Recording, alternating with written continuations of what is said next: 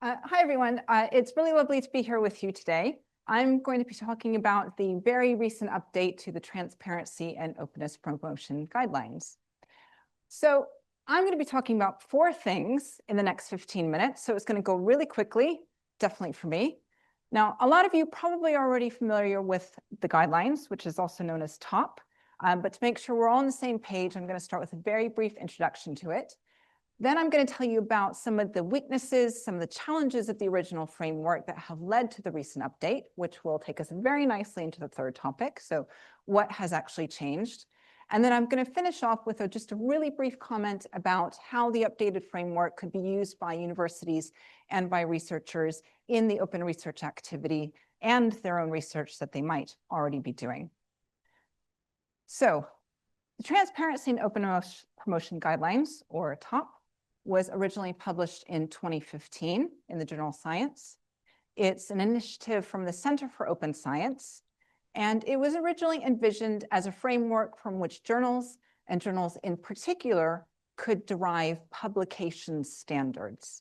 So the underlying ethos of TOP is that greater transparency, greater openness in the research process and of research products is really, really critical for developing our global research ecosystem. So TOP really is best described as a modular framework. So it consisted of 8 research practices, which could each be implemented at 3 increasing stringency levels. So level 1, disclose, so authors simply needed to say whether the research practice was done. Level 2 was require, so authors were required to do the practice, if at all possible. And level 3 was verification, so someone other than the authors needed to verify that the practice was done well. And it's really this modular approach that has made TOP so popular, because it means that a journal or another organization could implement one practice at level 2, maybe another one at level 3, and perhaps a third one not at all, if that was what was appropriate for the discipline or perhaps the types of studies that they tended to be published.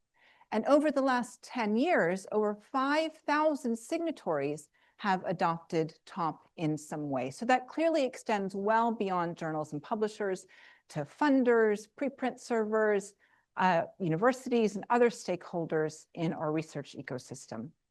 But of course, the big question is, even though this modular approach, this flexibility makes TOP really popular, does it work? And there is some evidence to suggest that when it's implemented, particularly at the higher stringency levels, it does result in research that is more open and is more reproducible. However, there have definitely been a lot of challenges in interpreting it and implementing it as well. So I want to give you a little bit of context for the update.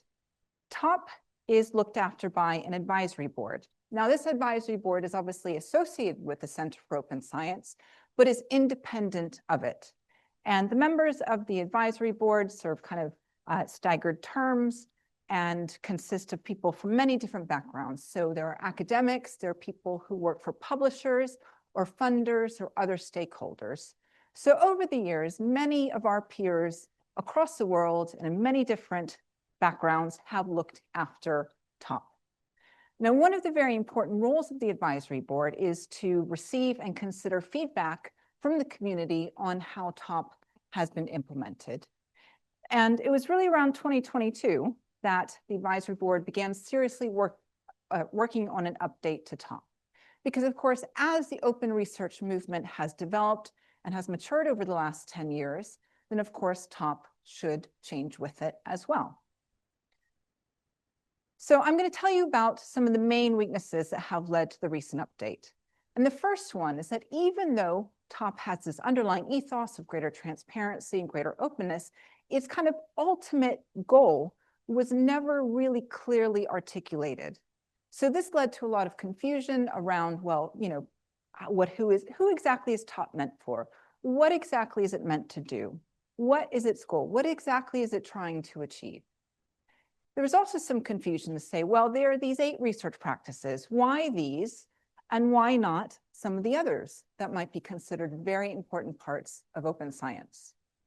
So it was really important for the advisory board to articulate what that underlying ultimate goal is, which is to increase the verifiability of empirical research claims. So if a research practice can do that, then it is, or it could be part of TOP. But if it comes under the open science umbrella, but perhaps has some very important other goal, then it won't be part of TOP. And I want to be really, really clear about this, because even though TOP obviously has been very popular, the Center for Open Science is clearly a leader in this area, neither TOP nor COS is the arbiter of what is or isn't open science. So the next main weakness is that it wasn't really truly modular, which is a problem when it's intended to be a modular framework. So, for example, one of the practices was around data transparency. When implemented at level 3, however, this was about computational reproducibility, which is interdependent on another research practice, analytic methods or code transparency, also being implemented at level 3. So these practices weren't truly discrete and modular. Another example is that there is a standard for replication, which at level 3 specifies the use of a registered report. Now that's great, but of course replications are a particular study type. A registered report is a publication format. So this doesn't really sit well with the other research practices, because of course something like shared data can feed into a replication or a registered report. The third main weakness is that the stringency levels weren't really consistently applied.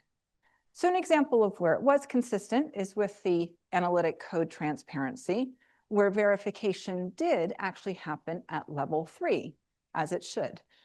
However, for study pre-registration, verification actually occurred at level 2, where the pre-registration needed to be open during the peer review process so peer reviewers could verify that it had been done. And the fourth main weakness was that some of the individual practices needed to be revised. So there's a practice around citation standards, which is about citing your own shared data set or your own shared materials. But that's something that really is orthogonal to the other research practices. The design and analysis transparency standard, well, the feedback on that was basically, what is this? That's really vague. We don't really know what that means.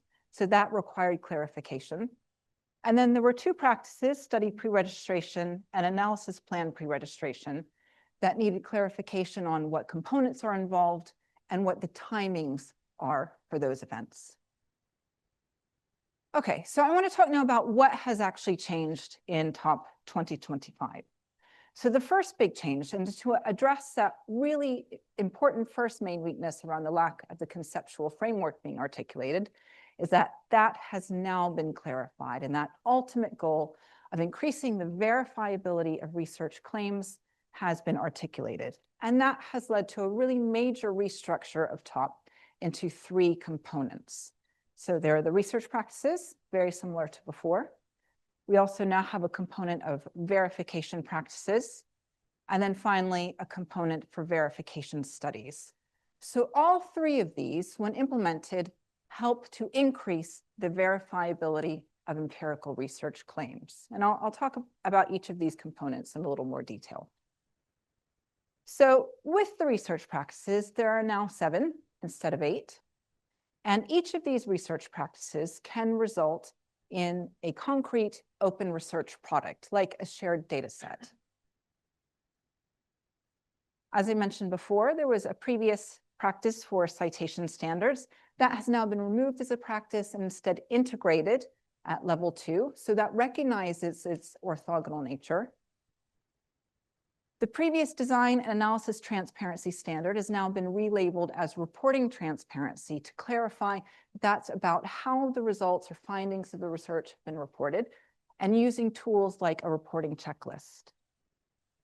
And then the previous 2 practices on study pre-registration and analysis plan pre-registration have been disaggregated into 3 separate practices. So study registration, study protocol, and analysis plans. Now the registration is a time-stamped, publicly available record of a study that has a permanent identifier associated with it. The protocol and analysis plans add further detail about planned methods, planned analyses, and these could be published as one document, they could be separate documents, they could be published as a journal article or a preprint, or perhaps included prospectively with the registration. But the advisory board felt that disaggregating these into these 3 separate practices was more respectful and more inclusive of the variety of ways different disciplines and different study types implement these practices. And we also decided to use the term registration rather than pre-registration, because again, it was felt that this was more respectful, more inclusive of the different timings that are considered best practice around registering a study. So the next key change is that the implementation levels are now fully consistent.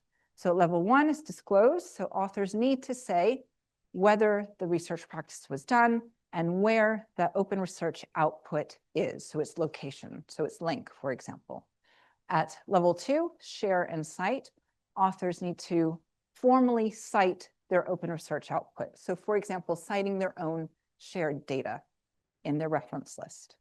And finally, level 3 is certify. So someone other than the authors needs to certify that the open research product, like the shared data set, is available and it was done and shared according to best practice. So the 4th main change then is the separation of verification practices from the research practices. And there are 2 of these. The reason that these are separated is because these 2 practices depend on 2 or more of the research practices being implemented at level 3. So results transparency is about checking that the results have not been selectively reported based on their nature, and that can be done through checking things like the registration, the protocol, the analysis plan, that these things match the final report and that any deviations have been acknowledged. Computational reproducibility is about reproducing the reported results, and that can be done through using the shared data, the shared code, and perhaps the shared materials to reproduce those results. So by separating this out, this recognizes that these are really important practices for verifying empirical research claims, but which recognizes that these have some interdependencies on the individual research practices. And then the final important major change is the separation of verification studies. So these are study types or publication formats that are often focused on verification of claims. So replications and registered reports were part of the original TOP framework, but since then, 2 other study types have gained prominence for their value to verify claims: multiverse studies and many analyst studies. Now, as I said, TOP is a living document. This isn't necessarily an exhaustive list, and more study types, more publication formats may be added in the future as we kind of recognize the value of verification. So I just want to finish off then with a brief comment about how this updated TOP framework could be used by researchers and by universities and what they're doing to promote open research.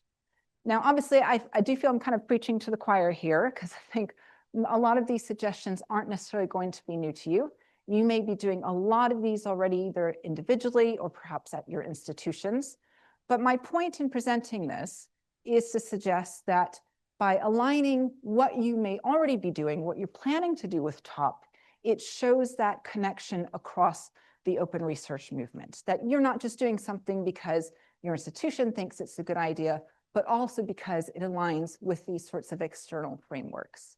So for example, a PhD student may be sharing some of their data, they may be pre-registering their study, maybe when they write up their thesis, they may be sharing the link to these things.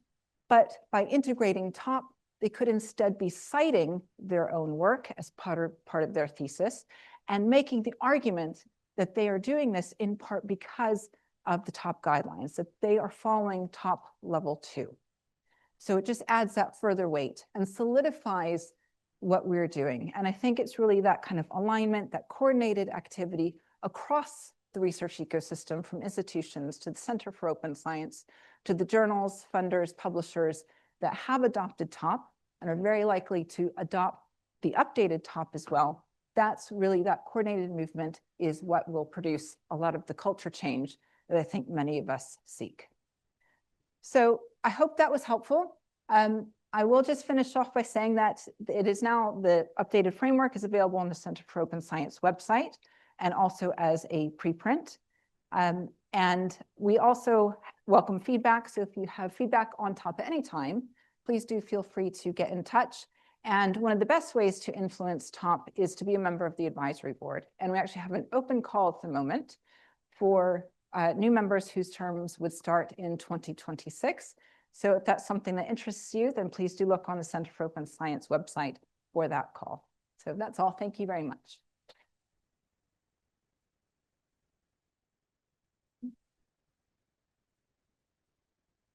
Thank you, Suzanne. Perfectly on time as well. I'm very impressed. Thank you. Yeah, so we do have time for a question or two if anyone would like to ask Suzanne anything. Maybe I've just floored everyone. Well, it was. I mean, it was very comprehensive, and oh no, we do. Hi, I'm Giovanna from Dora. Thank you for that. I was wondering if you could comment on the integration of TOP to the research infrastructure on open infrastructure that we're seeing with the Barcelona Declaration and ORCID and all of these type of, how can I say this? Because some of the publishers mentioned how hard it is to incorporate some of these kind of things on an infrastructure level.